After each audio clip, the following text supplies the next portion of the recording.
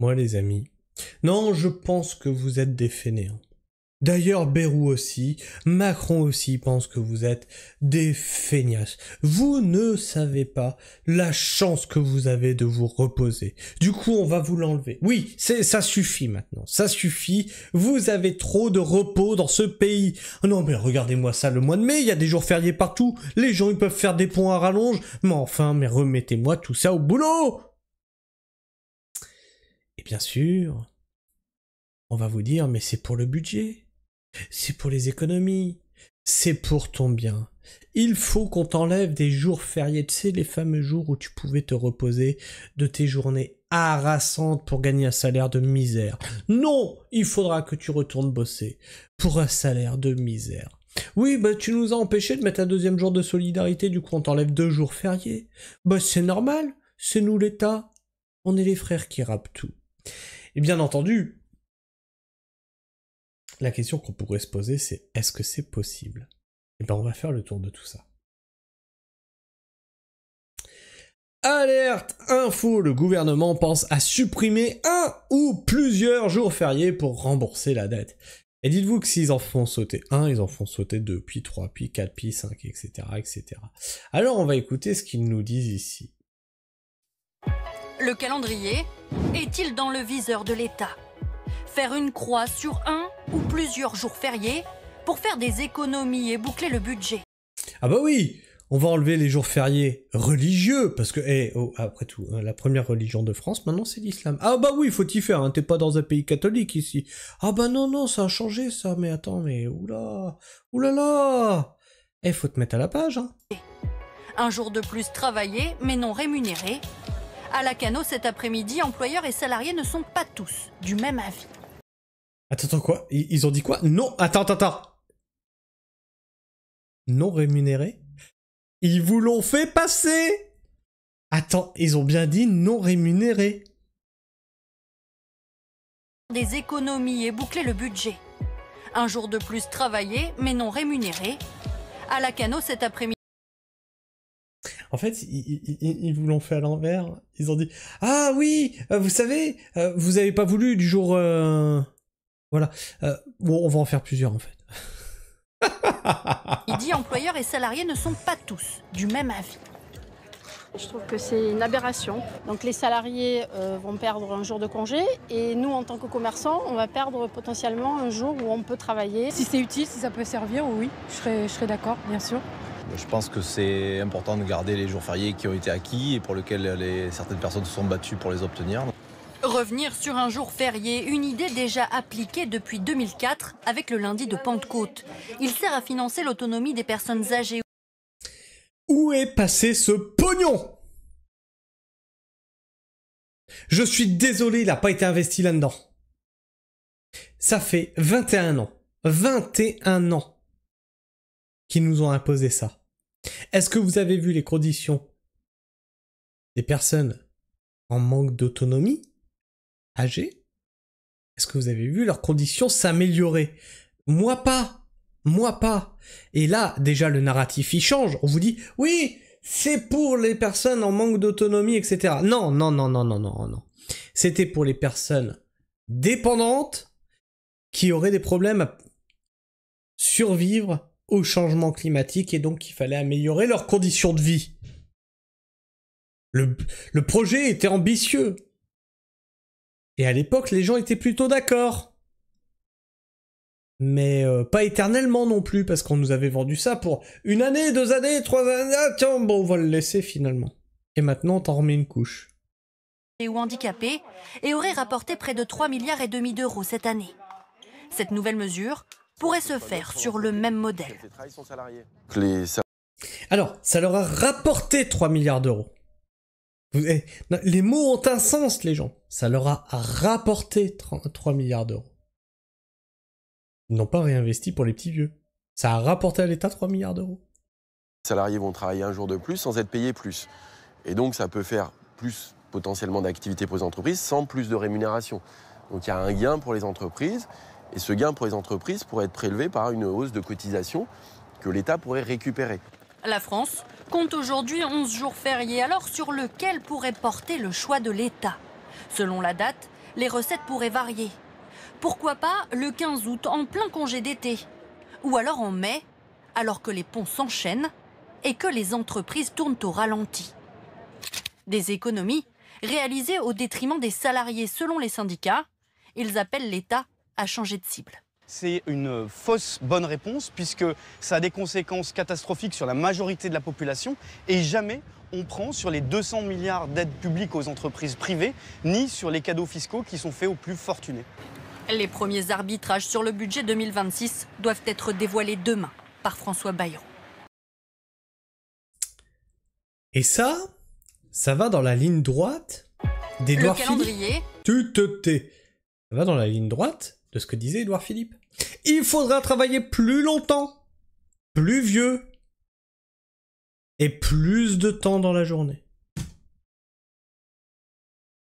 Retraite à 70 ans, semaine de 50 heures, jour férié en moins. Mais c'est pour ton bien, hein, c'est bien sûr. Mais oui, c'est pour ton bien, c'est bien entendu, bien entendu. Alors, est-ce que les jours fériés supprimés, l'idée de Bayrou, est-ce que elle a une chance de passer?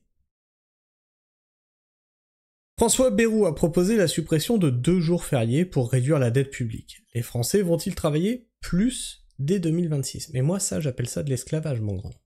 Ça s'appelle de l'esclavage. Ça ne peut pas passer. C'est pas possible. Le gouvernement a annoncé la couleur pour le budget 2026. Il faut que les Français travaillent plus. Parmi les annonces explosives de François Bayrou, mardi 15 juillet, la plus forte est sans doute celle-ci. La suppression de 2 jours fériés dès l'an prochain. En clair, les salariés seraient amenés à travailler sur 2 jours fériés actuellement chômés, mais rémunérés sans toucher le moindre centime supplémentaire. Ça, c'est une aberration. Ça, c'est une aberration. Et tu vois, on a des gens comme moi qui sont partis dans l'autonomie, qui ont créé leurs entreprises, etc., qui marchotent, tu vois, ça marche pas forcément, tu vois. C'est difficile, tu vois, de se tirer un salaire. Mais quand tu vois ça, est-ce que t'as vraiment envie de retourner vers le salariat? Hein, t'as plus de retraite, t'as plus de chômage, t'as plus de jours fériés, t'as vie de famille de...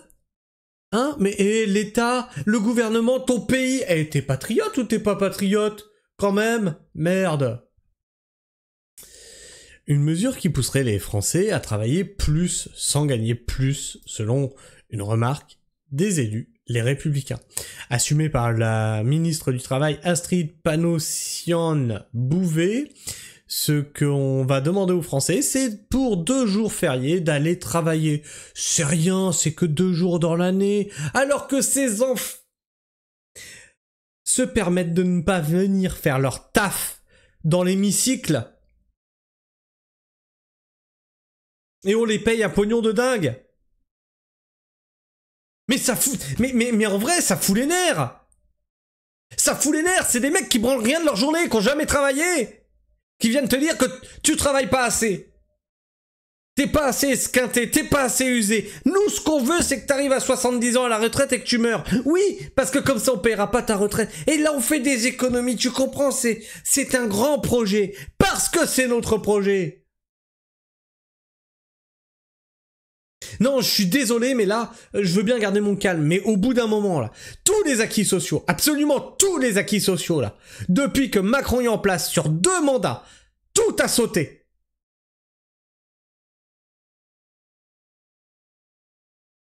Sans être payés parce qu'ils le sont déjà, a-t-elle déclaré sur TF1.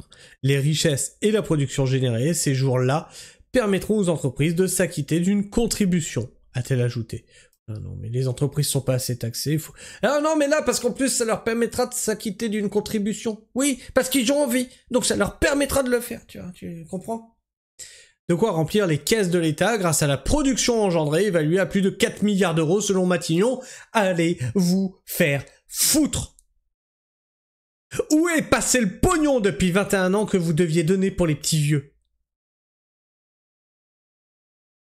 À ceux qui seraient tentés de faire la comparaison entre la suppression des jours fériés et la journée de solidarité instaurée pour le lundi de Pentecôte depuis 2004, la ministre a souligné une nuance. C'est les 50 nuances de gris. Oui, tu vas avoir mal, mais t'inquiète, c'est pour te faire plaisir en fait. C'est une douleur de plaisir. Alors que la contribution demandée aux entreprises sur la journée de solidarité est équivalente à 0,3% de la masse salariale, celle prévue pour les 2 autres jours fériés supprimés pourrait être plus importante. Voilà, on n'y a pas été assez fort. Toujours plus fort. Toujours plus loin. Faut que ça tape dans le fond. Ces recettes versées à l'État ne seraient pas non plus obligatoirement orientées vers la sécurité sociale. Oui, mais ça, c'est pas nous qui décidons. Vous avez aucune transparence là-dessus. Qu'est-ce que vous faites de notre pognon? Des détails qui concernent plus les entreprises que les salariés. Mais même aux entreprises, vous ne leur rendez pas des comptes. Arrêtez de nous prendre pour des imbéciles. Comment peut-on supprimer un jour férié et lequel? Le dispositif existe déjà. Depuis 2004, le lundi de Pentecôte peut être travaillé sans être payé. L'employeur verse une contribution à l'État destinée à financer des actions en faveur des personnes âgées et handicapées. Une journée solidarité, mais ça on l'a pas vu ça. On le voit pas dans le réel. Depuis 21 ans, ça devrait être du luxe pour eux. Une journée solidarité que le gouvernement... Mais vous vous rendez compte, c'est 3,4 milliards d'euros par an depuis 21 ans. Depuis 21 ans. On est à 70 milliards d'euros là pour les anciens. Où ça?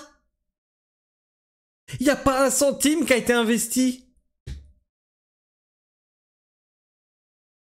Une journée de solidarité que le gouvernement envisage désormais d'étendre à 2 autres jours fériés pour soutenir le budget de la défense.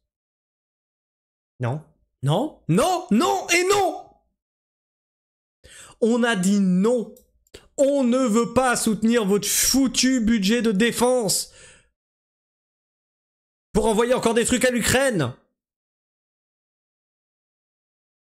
Ces journées de travail bénévole permettraient de dégager entre 2,5 et 3,5 milliards d'euros, soit le montant annoncé 13 juillet par Emmanuel Macron pour renforcer les dépenses militaires en 2026. Voilà, sois content, on va t'esclavager pour payer des militaires qui vont ensuite aller faire la guerre en Ukraine, ou ça va être des armes qu'on va envoyer en Ukraine. Mais dites-moi, les mecs qu'on faisait travailler pour financer une guerre, c'est...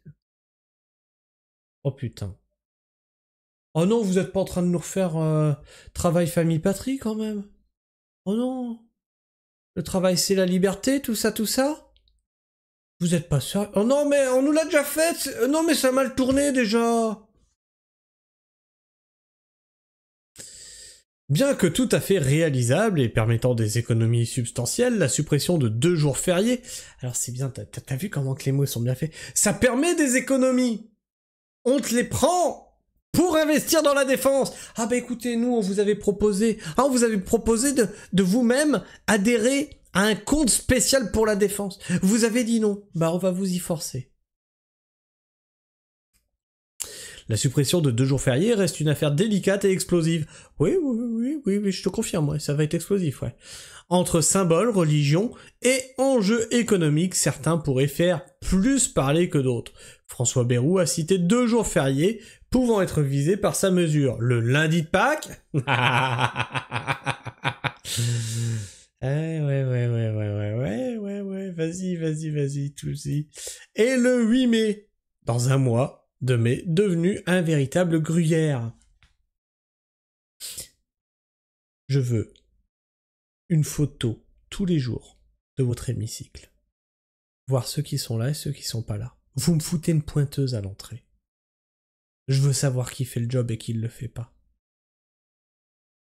Parce que ça, c'est un gruyère pour le coup. Ah, c'est sûr. Ce sont des propositions, a-t-il assuré, se disant ouvert à la négociation pour d'autres jours. Ah oui, on est ouvert à la discussion, hein. Pour que vous rajoutiez d'autres jours.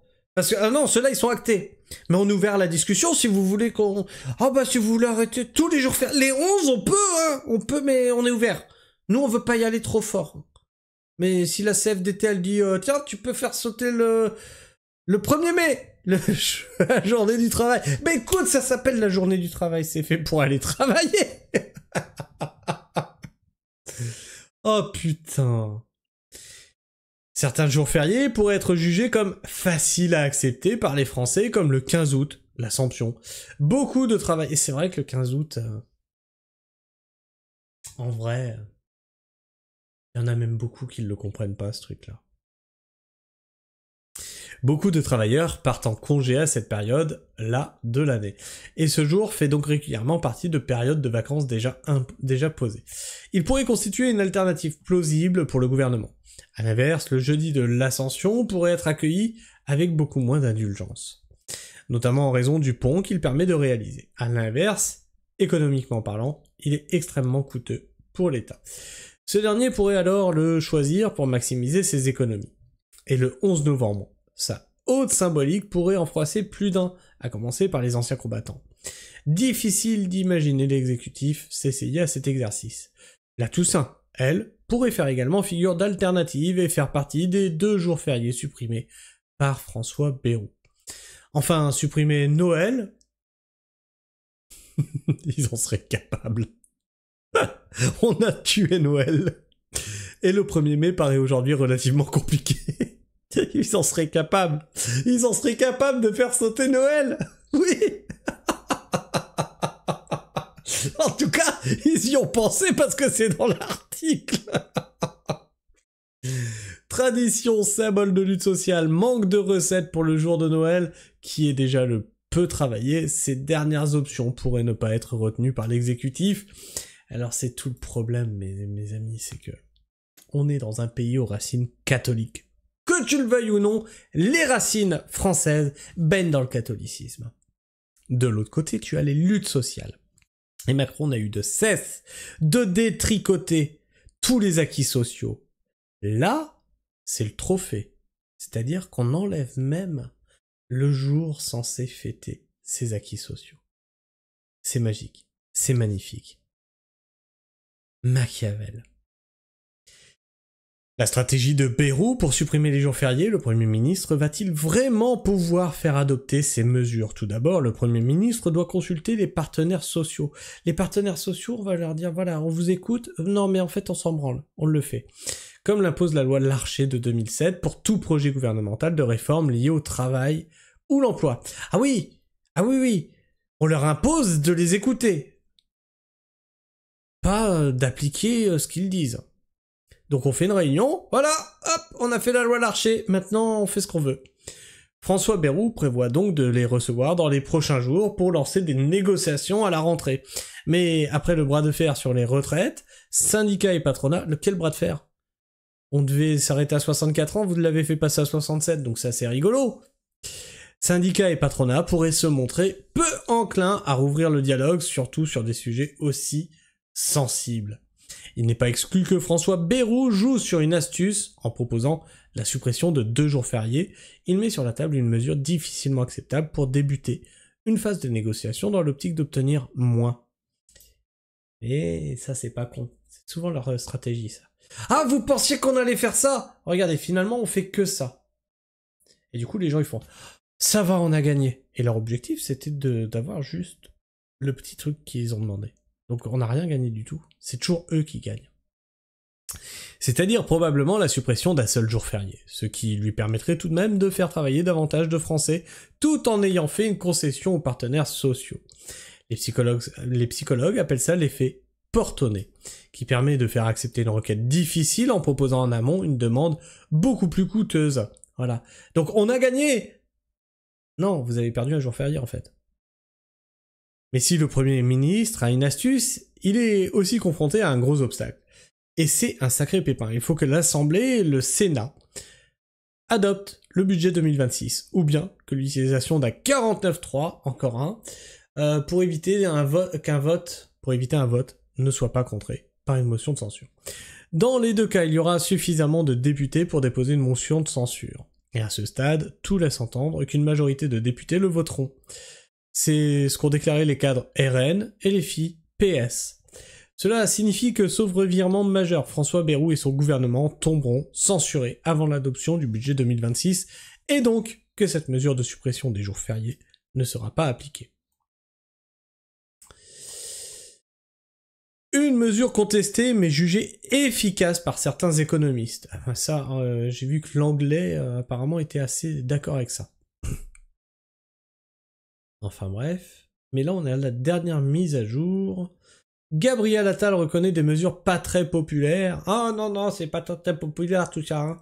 Sur le réseau social X, ex-Twitter, Gabriel Attal, l'ancien Premier ministre, estime qu'il est indispensable d'agir sans anathème, ni faux semblant.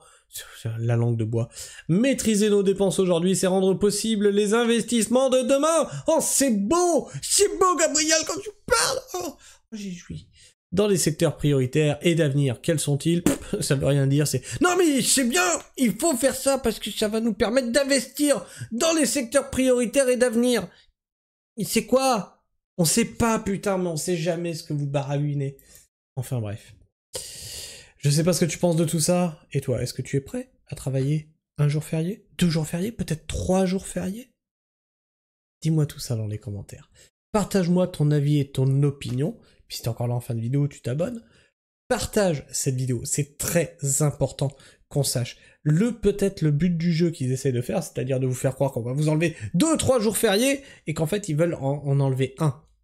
Et qu'à la fin, quand on en...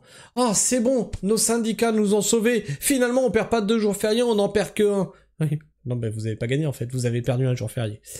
Et bien sûr, tu peux liker cette vidéo. Lui permet d'être plus présente dans les algorithmes de YouTube. Sur ce, moi, je vous fais la bise. Prenez soin du sol. Et restez pragmatique. Ciao.